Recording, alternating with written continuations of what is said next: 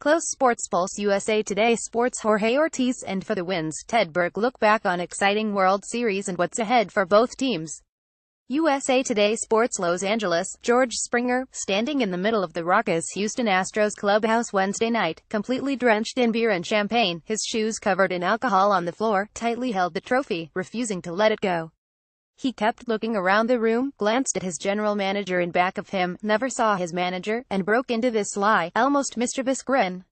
The Houston Astros had won the World Series nearly 2 hours ago, beating the Los Angeles Dodgers 51 in Game 7 for their first title in franchise history, and in all of the pandemonium in this cramped clubhouse filled with cigar smoke and the aroma of cheap champagne and beer, it's suddenly as if everybody forgot the ultimate prize. The World Series trophy. Unbelievable, Springer said, his voice cracking. This is what you work for. This what you hope for.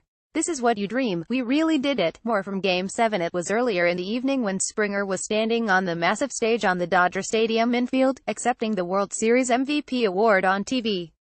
This is a guy who hit .100 without a single extra base hit in 8 postseason games, striking out 4 times in Game 1 of the World Series, only to come back and hit .478 the final 6 games. Springer, joining Reggie Jackson and Chase Utley, tied a World Series record with 5 homers. He set records with 8 extra base hits and 29 total bases. He hit .379 with 7 RBI and 8 runs. And he joined Lou Gehrig and Jackson as the only players in history to homer in 4 consecutive World Series games. It was fitting, Astros GM Jeff Luhnow said, because in a lot of ways, he's the heart and soul of the organization.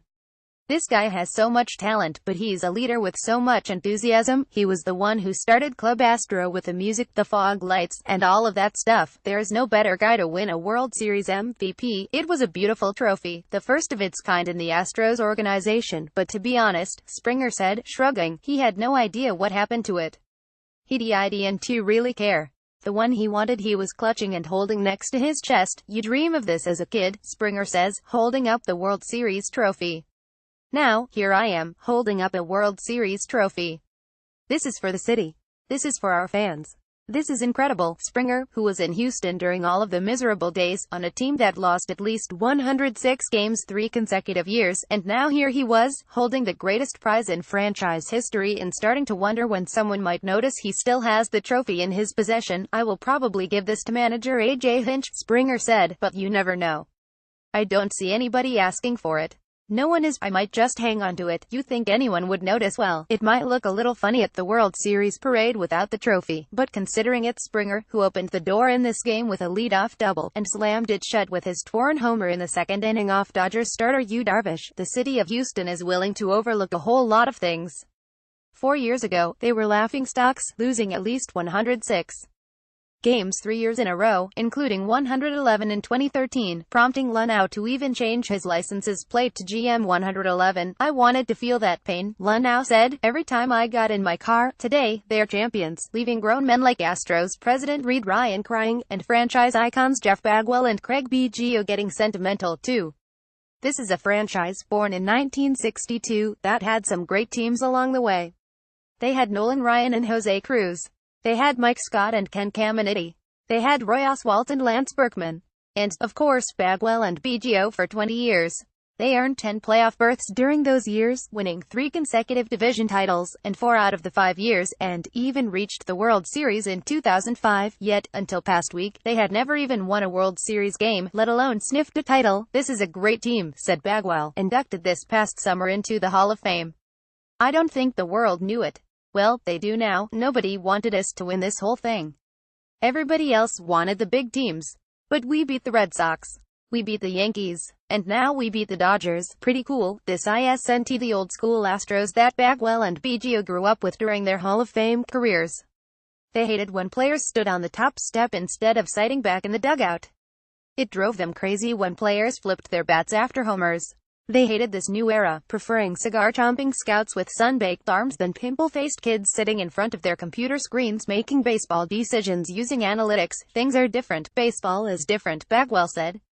The game has changed, and I have to get used to that, but these kids are having fun. They're fun to watch, they're entertaining for the fans, and they're good. I can adjust. You know, times are different when Astros all-star shortstop Carlos Correa is running around the infield mobbing his teammates 1 minute after winning the World Series, and the next, he's on his knees proposing to his fiancée on national TV. I was planning on doing it if we were World Series champions, Correa said, so I was going to do it right there when I saw her.